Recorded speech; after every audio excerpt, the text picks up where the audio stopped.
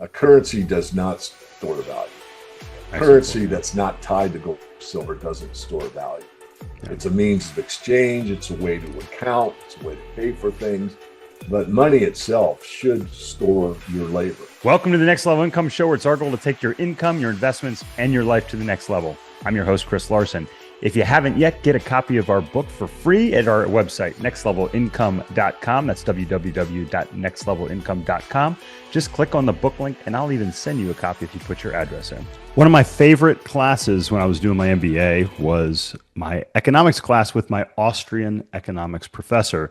And in that class, we talked a lot about sound money. And today, we're not just going to talk about precious metals. We're going to talk about sound money and the benefits of owning precious metals in a portfolio with David Morgan, who's a globally recognized precious metals analyst. He's a consultant and publisher of the Morgan Report, which we're going to show you how to get free access to. He has a leading investment newsletter focused on building and preserving wealth through sound money principles. He's also the author of The Silver Manifesto and the producer of the documentary Silver Sunrise. He's been a guest on CNBC, Fox Business, Yahoo Finance, MSNBC, and BNN. And today he joins us on the Next Level Income Show. David, welcome to the show. And we were just talking. You just got back from Vegas, had a big party there. Well, I did, Chris. Well, thanks for inviting me on your show. And hopefully something I say will be a benefit to your viewers. Yeah, what happened was I had been predicting way back, I think as early as like 2005, that the silver market would eventually get to $100. And I it's in writing. You can find it in my first book, Get the Skinny on Silver Investing. I was probably one of the first to say that, but it's been a long time coming from 2005 or thereabouts till present day. But I, lived my word. I said I would do it. And I did it for my paid members. And it was kind of tough to sort, like, well, I invite. Obviously, I should invite everyone that's ever paid me.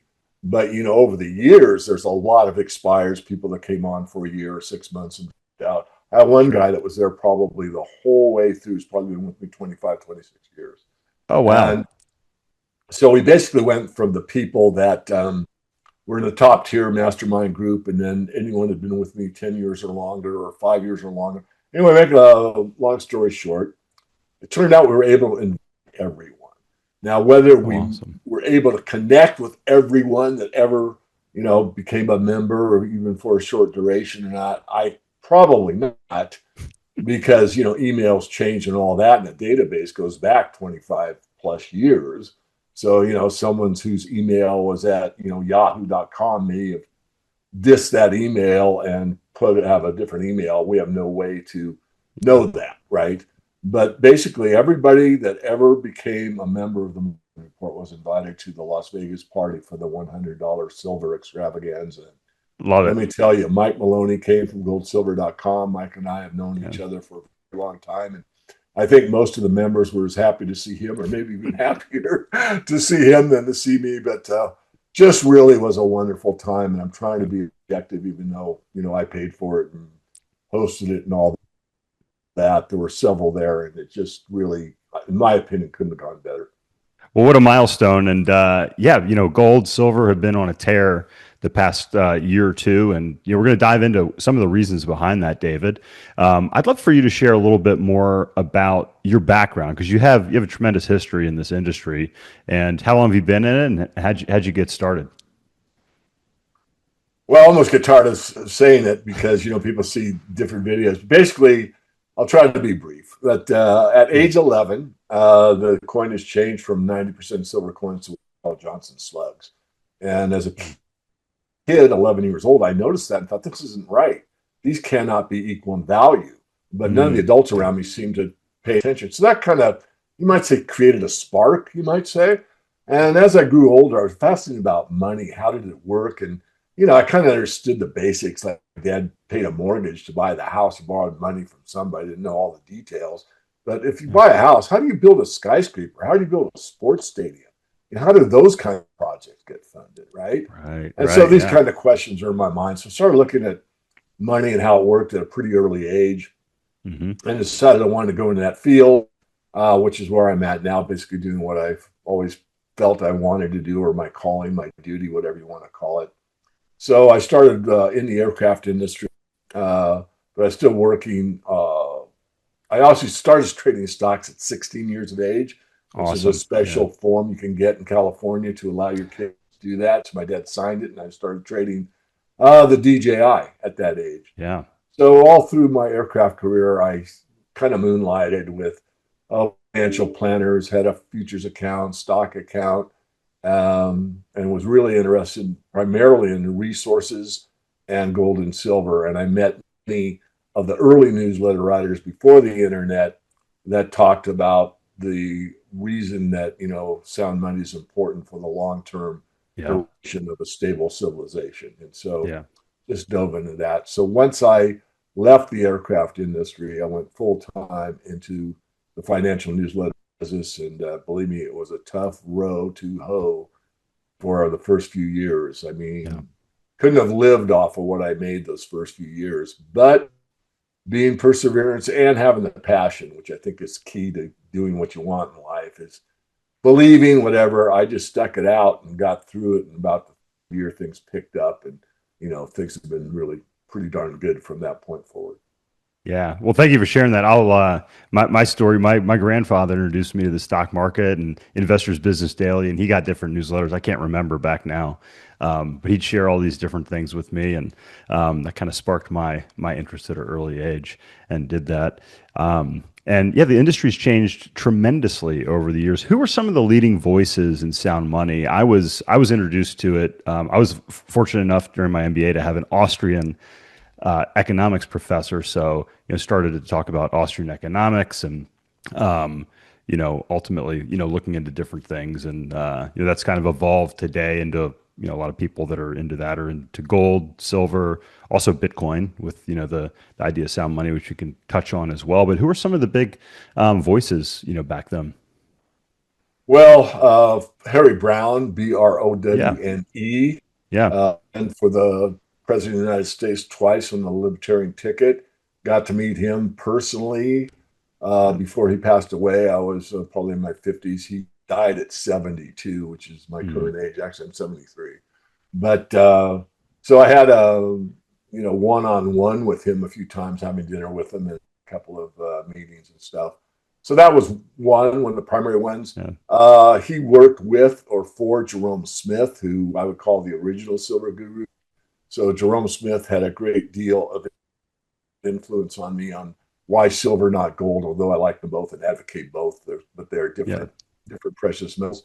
The one that influenced me the most, though, was Jim Dines. He wrote the Dines letter, Mm. and I heard one of his first investment talks when I was still like in my 20s, and and I'll just start it off. I do this on some of my interviews, but he started his speech saying, all that exists in the universe is truth or resistance to it." Mm. Wow, that's pretty Yeah. freaking profound. And then he went on to say, "And at the time I have said that, the government has lied to you because they've printed more money, more currency, and watering the milk never works." And he Yeah. went on from there to explain how a currency depreciates slowly over time and basically becomes worth less, and then worthless. Yeah. So that was sort of a wow, man. Would I love to, do that? And actually, I've spent at least my life doing exactly that, and I would say loving every minute of it, but almost. It's good. Well, since you shared your age, I'd love to go back since I wasn't quite born yet, but you got to see the end of Bretton Woods, and that was a big shift in the monetary system. So, I'd like to start there and then kind of talk about debt cycles and how the money printing has really accelerated here in recent history as we now are at 40 trillion in debt. Yeah, but talk a little bit about Bretton Woods for those in the audience that might not be exactly familiar with that and how that changed, the money system in the U.S. Sure.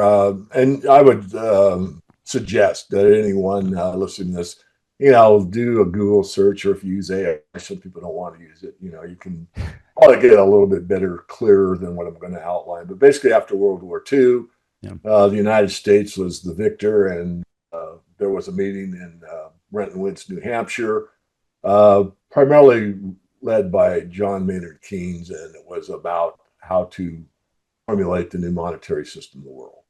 Yeah. And it basically came down to a dollar standard where the dollar would be the reserve currency of the world, but the dollar was backed at a fixed rate of $35 per ounce per US dollar. And everyone agreed to it, and some reluctantly, perhaps. I don't know those details, but away we went. And from that time frame, in I guess 44-ish, they worked really, really well. But as things continued onward, the United States was inflating the currency. In other words, creating more than the gold to back it. Yeah. And France and the UK were catching on and decided, well, look, if this exchange rate is valid, well, then here's the dollars, the gold. And they started to drain the gold stockpile. And once that started to take place and was accelerating, Richard Nixon on August 15th, 1971, closed the gold window and basically reneged on the contract with the rest of the world that the dollar was as good as gold. From that point onward, he said it was temporarily closed. Well, obviously it's permanent. Yeah. But from August 15th, like taxes in the U.S., temporary. So from that point onward, we've been on a floating exchange rate. Mm-hmm. And it's still backed by the full faith and credit of the United States, whatever that means. Well, what it basically means is the ability of the federal government to tax their citizens. Mm-hmm. And they can tax their citizens at a rate high enough to pay interest on the money they borrow from the private banking consortium called the Federal Reserve, which isn't federal and has no reserves. They create everything basically on a computer entry. Yeah. But the tax rate is pretty high right now, and there's the inability to collect enough taxes to pay the interest on the debt, so they borrow the difference from the same private bank, and it causes the deficit. And you already named it. The current deficit's around 40 trillion, and the off-budget items like unpaid military benefits, Medicare, Medicaid, some of the social welfare programs really are 100 trillion. Yeah. So we're in a debt we can never get out of mathematically. But I just want to continue on just a bit more. So when Nixon closed the gold window, James Blanchard III, who is the creator of the Gold Money Show in New Orleans, Louisiana, it's the longest going, probably most known, especially in the early days, worldwide gold conference. He's had very notable speakers there, Milton Friedman, Margaret Thatcher. I mean, he's had some real notables in the economic system speak at those conferences. Point is, things. One, he went to D.C. And basically got up near the Capitol and made a speech. You do not know what you're doing and what the repercussions of removing the dollar from gold will have in the long run. So he's spot on. And second point that most people don't know, and I got to speak at the 50th anniversary of that conference a couple of years ago. Yeah. First part of my speech was a tribute to him because he actually had an airplane, I think it was a Cessna, it doesn't matter, a small plane with a banner behind it and that essentially said, "Free gold, let Americans buy gold again." And he was instrumental in getting gold lawfully back in the hands of Americans, because from the 1933 nationalization of gold, it was legal for Americans to own gold. So in 1975, with the pressure from James Blanchard III primarily, it was purported that Gerald Ford saw an ad on TV with Blanchard holding up a gold coin and said, "You're going to arrest me for owning this?" And so, well, why can't American gold? And they, of course, passed legislation where Americans can own gold again. So back to you. Yeah, and here we are today, talking about how it fits in the portfolio, as well as why it's valuable. And I was listening to a debate with Peter Schiff, and I read the transcript. It was Peter Schiff and a Bitcoin proponent, and I think a lot of people are familiar with Peter Schiff. He's a big proponent of sound money, and echoes a lot of the same sentiments that you talk about. But David, like how does gold fit into a portfolio? Why is it, why is it valuable? Same thing with silver. And then I'd love to talk about, kind of the balance of each of those. Because I know most people that own gold own silver, or vice versa, as you were talking about as well. But I know they don't always have the same ratio in relationship to one another. But how does gold and silver fit into a sound money system today, even though the dollar isn't linked to it? Yeah, that's a tough one. Yeah. First of all, I think again to quote James Dines, I think you need to think about money in a new way. Money is a Yeah. store of value. Hmm. A currency does not store value. A Excellent point. currency Yeah. that's not tied to gold or silver doesn't store value. Yeah. It's a means of exchange. It's a way to account. It's a way to pay for things. But money itself should store your labor, your and so if Yeah. it's not money, i.e., gold or silver, that the people have determined to be the best store of value. There's been Hmm. other things that have been tried and some work for a while, but nothing lasts like gold. So, two things. Jim Dines, again, to quote him, said that gold is the monetary hitching post of the universe. Mm. That's pretty profound. And secondly, that everything can be measured against gold because gold is a constant. An ounce of gold is the same mass anywhere in the universe. So this is the way to measure things. You don't want to measure your house by a yardstick or a ruler that the foot changes daily, which is what happens to the dollar's price of gold. It Yeah. changes. Like, for example, when I started the newsletter in the 1999, 2000, 26 years ago, the price of gold at that time was 252 the ounce. And Mhm. now it's been as high as 5,500 the ounce. But the gold didn't change. Nope. What did change is how much value the dollar has lost in that 25 years. So when Mr. Dines wrote The Invisible Crash, the stock market looked like it was doing pretty good and going up. And in nominal terms, the numbers were bigger. If it's at 1,000 at those days, believe it or not, 1,000, and now it's at 1,200. Wow, that's a 20% increase. But if you measured it against gold, it's actually going down, which is why he named the book The Invisible Crash. So if you, Yeah. you look at it, and then the last one, I'll give it back to you, is Yeah. Professor Jastrom, who wrote The Golden Constant. And he went back into commodity prices going back as far back as I believe 13th, 14th century. I looked at a basket, which, there's not a lot of data back there, but there is some. And there's, the more near to the, near dates, you have more data. But the point being is that bushel of wheat, barley, corn, etc., you could look at, and the golden constant, an ounce of gold, pretty much bought the same amount all through those Interesting. centuries, proving Yeah. that once again that it is a constant value. Now it does vary. Can be undervalued, it Mhm. can be fair valued, and it can be overvalued. And right now, I would say it's getting toward fair value. It's not overvalued relative to those basket of commodities, but it's closer than it was when gold was, $1,000 the ounce. Interesting. Interesting. And when you look at the fair value of gold, you mentioned against, that basket of commodities, you also look at the price, the break-even cost to mine gold. Do you take that into account, or are you just strictly looking at it compared to that basket of No, you commodities? have to. I mean, I do most of what I do at the Morgan Report is Yeah. after you buy physical metal, then I advocate going into the resource sector, mining shares, particularly Hmm. from the top tier, mid tier, and even some speculations. And you have to look at the present value of money that we're taught in finance Yeah. and look at the all in sustaining costs because you can't run a business if you're not making a profit. Right. And all in sustaining costs on silver right now, round numbers, is about $30 the ounce, and we're at like 72 today.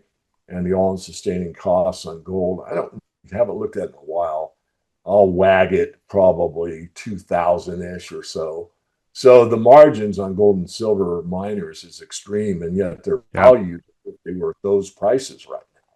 So if you want to catch up on to the people that bought gold at 2,500 and bought silver at 30, the way to do that is buy the underlying equities. But I weight the Yeah. portfolio for a very specific reason. Yeah. It's the only reason to mitigate the high risk in that sector is to buy the blue chips, the best of the blue chips. And then after you've got big money in big companies, you can speculate down the chain. For example, my favorite silver stock is up 42 times, 4,200%. Wow. And yet silver at its peak was up about 2,000%. So the stock outperformed silver about 2 to 1. It'd be the equivalent of $200 silver. And you collected dividends all the way up. Yeah. So there are reasons, plus the tax rate on an equity is far lower than the tax rate on physical bullion. So there are a lot of reasons to have both. Yeah. No, I love that. And that is a way to gain that arbitrage, as you mentioned, if you track both and look at those. When looking at gold and silver as an asset or as an investment, I know there's arguments out there that people say, oh, well, it's just there's you can't really do anything with it. Or people advocate, advisors will advocate, oh, you can buy a precious metals ETF or a gold ETF or a silver ETF. Let's talk about, how actual physical metals fit into a portfolio and how you see ETFs or I guess we can talk about digitized gold or tokenized gold and silver. How do you compare all of those things? Well, first of all, I'll jump back into my aircraft career. I was a crew member on the B-1A, the first B-1 bomber under the Carter administration. And of course, I Oh got to wow. rub shoulders with the test pilots and all that and met fighter pilots and also worked in other parts of the aircraft field. Anyway, if you're a fighter pilot and you have a survival kit and you know what's in that survival kit besides water and a mirror and a compass, there's a I'd say gold coin. oh A really? gold coin. There is not a Federal Hmm. Reserve now. Why? If you bail out over Southeast Asia, Russia, Canada, South America, doesn't matter where you bail out, that gold coin is money recognized anywhere in the world at all times. Just like So that John kind Wayne. of gives you the worst case scenario, but you might say the best case scenario. So Yeah. physical gold in extreme cases or not so extreme cases Yeah. is the money of last resort, as I said earlier. Yeah. And there's no reason uh, to have a paper substitute for something that you can put in your hand and use. It's anonymous. It's very high value per unit. In other words, an ounce of gold is not very much gold as far as its weight, and yet you're talking, today what $4,600 or something. Yeah.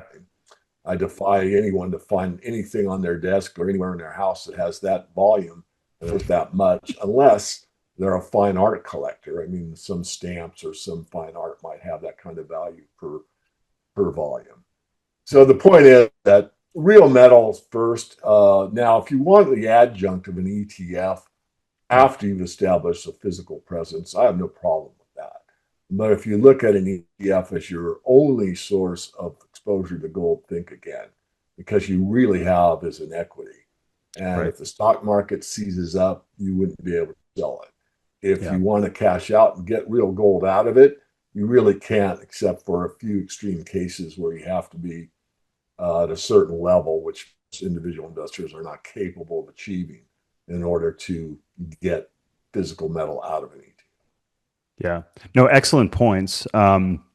So in what, there's, I guess I could go to the other extreme, David. So, let's say I had, a large amount of wealth in gold and I wanted to travel with that. I mean, if I've got $10 million in gold coins, I'm probably not going to be able to stick that in a backpack and travel internationally, for instance. As you scale your portfolio, do you advocate for all physical, or is there kind of like a breaking point where you say, there's some different values in these other instruments that are out there?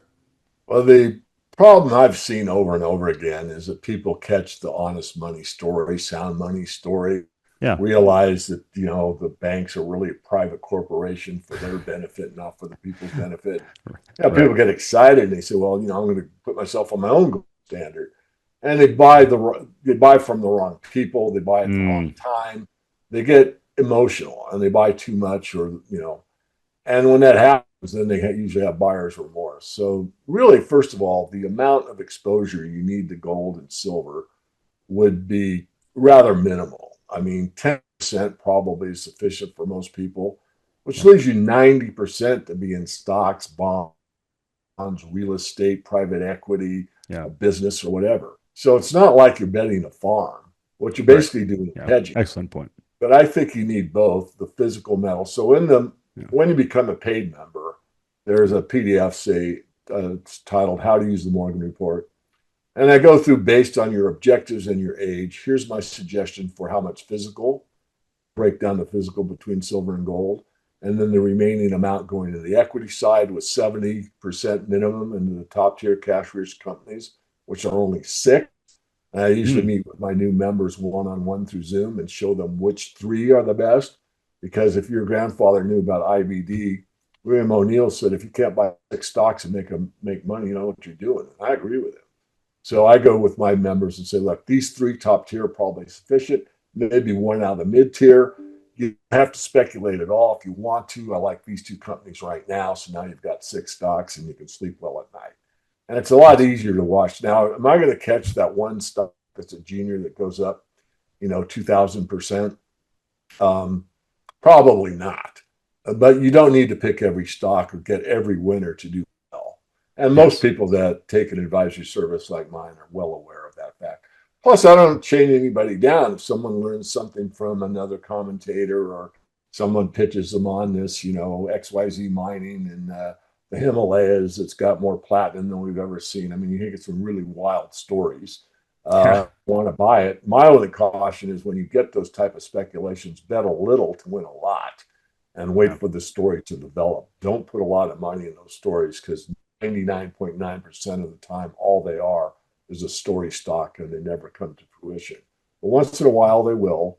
And then you'll hear about it forever because somebody put $1,000 in and now owns their own yacht and island. But Right. that doesn't occur very often. Yeah, that's like what you saw when you were in Vegas. Is probably just as likely to hit the jackpot out there. I want to. I think I touched on this when we were talking about Bretton Woods, but debt cycles. And I remember reading one of Ray Dalio's books, and he was telling the story about he remembered specifically when Bretton Woods ended. He was early on in his career.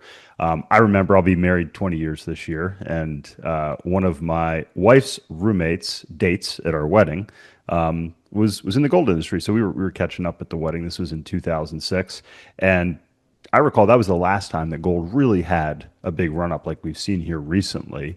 David, if you would talk a little bit about debt cycles and how gold follows these cycles and what your thoughts are in kind of where we are right now in these repeating cycles, but also, there's a lot of speculation, a lot of thought that, we're coming to the end of a debt super cycle. And I think Ray Dalio is one that talks about that too. You kind of alluded to it saying, hey, the U.S. has so much debt now, both on the books as well as unfunded liabilities off the books that we just can't ever repay it. So let's dive a little bit into those categories. Yeah, first of all, I want to recognize the fact that I was self-studied in the Austrian School of Economics because Yeah. obviously being a sound money guy looking into the Yeah. metals, I caught on to it very early. So I was Yeah. self-taught in Austrian school before I went to get my business degree, which made a Yeah. very interesting commentary back and forth with some of the professors. Oh, I'm sure. Yeah. I can relate. Yeah. But going on what you asked, Yeah. so to be a good gold analyst, you really have to look at everything, Yeah. like a Ray Dalio. And so, Yeah. most of my peer group in this industry do that. So what you find on basically on a technical basis is almost every market, be it stocks, bonds, or real estate, goes in three main waves. The Elliott guys would probably call it five, but you get a wave up, a wave down, a correction wave, a wave up, and a wave down, a correction wave, and the final wave up, or the third leg going up. Mm-hmm. And that is the end of the cycle, be it real estate, be it gold, be it, the stock market. Yeah. And we are now in that phase. And I have said for years that 90% of the move comes in the last 10% of the time. Mm-hmm. And if you look at silver, the silver was cut off from the monetary system in 1965. As I told you, the coins changed. Yeah. So the monetary value of silver in 1964 was $1.20 an And by the time it hit 1979, it had made it to about $6 the ounce.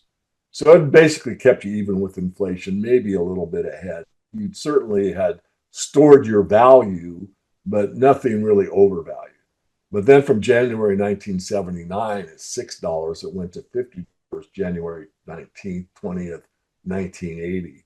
For an When did the Hunt brothers corner the market? When was that? They were in there. Yeah. Yeah. And that's the story. We could go on that. But I thought airlines, I thought maybe you might have been on that plane too. I don't know. Yeah, right. Well, I was in the market, but mostly in gold. I hadn't figured out the silver story yet. Yeah. But so we are in that phase again. Does that mean we're going to 90% of the move in 10% of the time? No.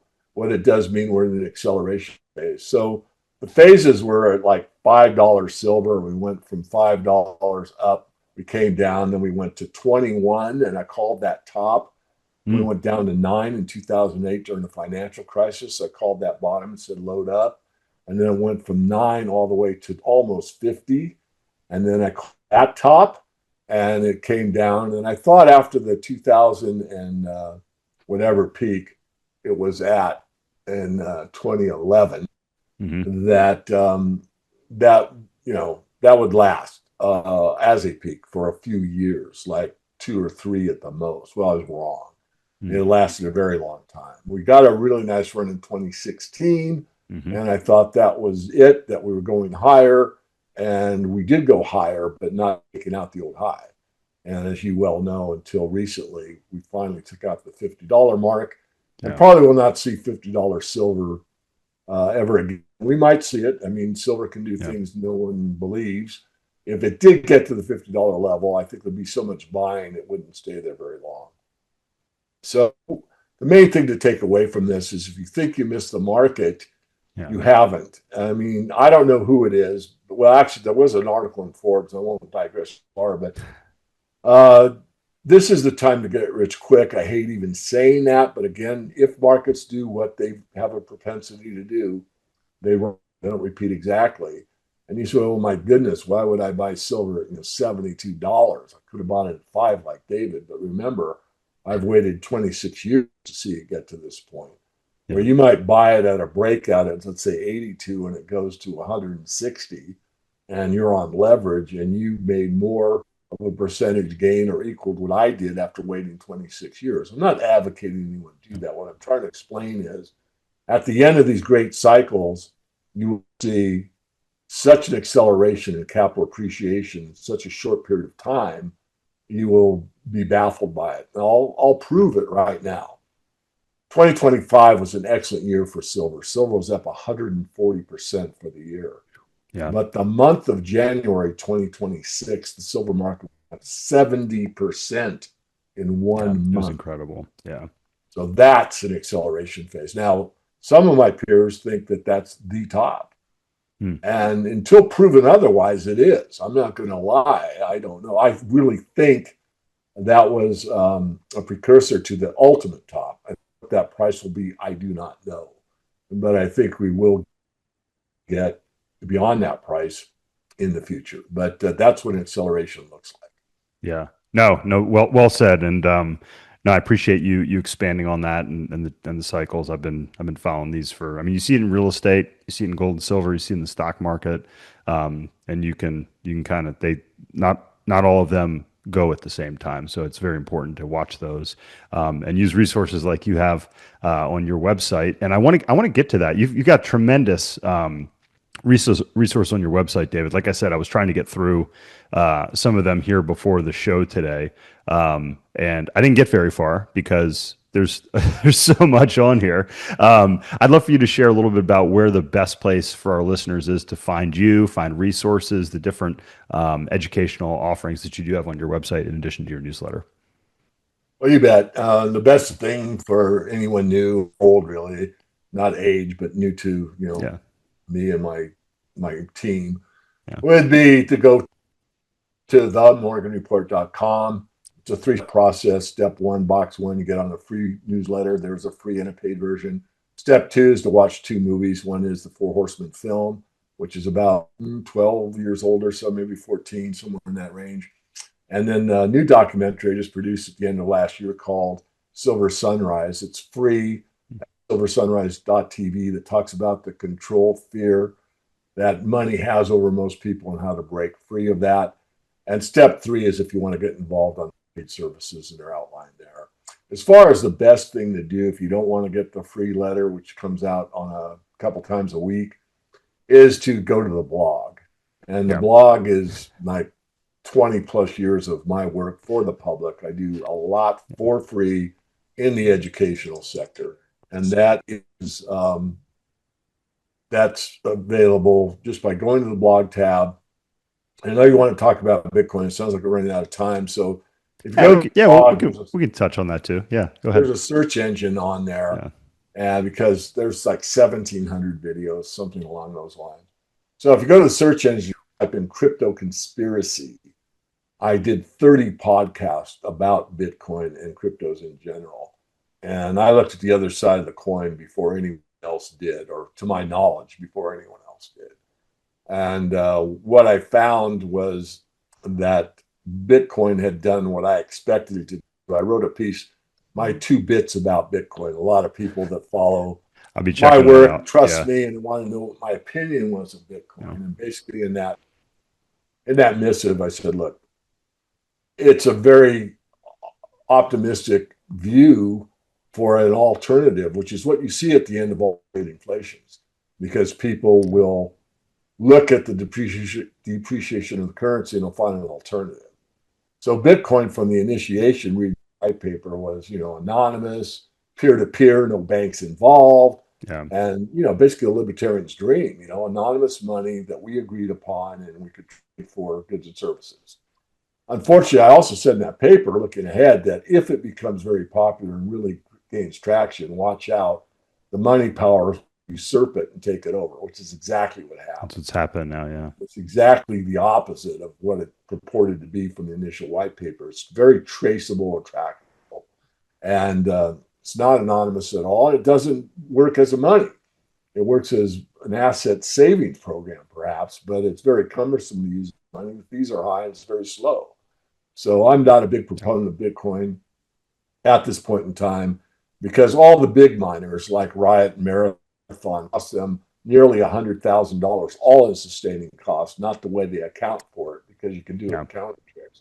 But if you're honest to God, objectively truthful about what it costs to mine a Bitcoin, and it's 100,000 and you're getting 68,000 for it, you're not going to be in business for that. And that's the situation with Bitcoin. And it just astonishes me that guys that I think they're smarter than I am. I'm not a dummy, but I'm not like the smartest guy that ever worked in the economic field. I don't see it. I mean, these guys, some of these guys I revere as far as their intellect is concerned, but they're big proponents of Bitcoin. And it just baffles me. Don't they know how to read a financial statement? What's going on here? And why are these Marathon and Riot still in business? Because they're diluting the crap out of their shareholders. Look at their stock price. It just goes down, down, down in the burning ring of fire. But they just keep diluting their shareholders, paying themselves big bonuses and pretending everything is okay. It's not okay. They're losing money. Well said, David. And I'll leave it up to the audience to check that out, because I started getting through your blog and I just fast forwarded to the end and saw 208 pages of your blog with multiple videos on each one. So I'm going to go and check those videos out. We're going to have all of what you just shared in the show notes as well. We got the morganreport.com. We got a 15-minute free consultation with your team as well in there. Dave, this has been a fun conversation. Thank you so much for sharing your wealth of knowledge, no pun intended, with our audience today. Yeah, Chris, my pleasure. Thank you for having me. Hey, Chris here again. I hope you found this episode valuable. Now, I have one more thing to gift you. We have a page for my coaching clients where you can get a free copy of my book, as well as much more from previous guests on the show. Just check out nextlevelincome.com/coaching to get a free copy of my book, audiobook, and much more. I'll send you a copy of my book and cover all the shipping costs as a thank you for listening to the podcast.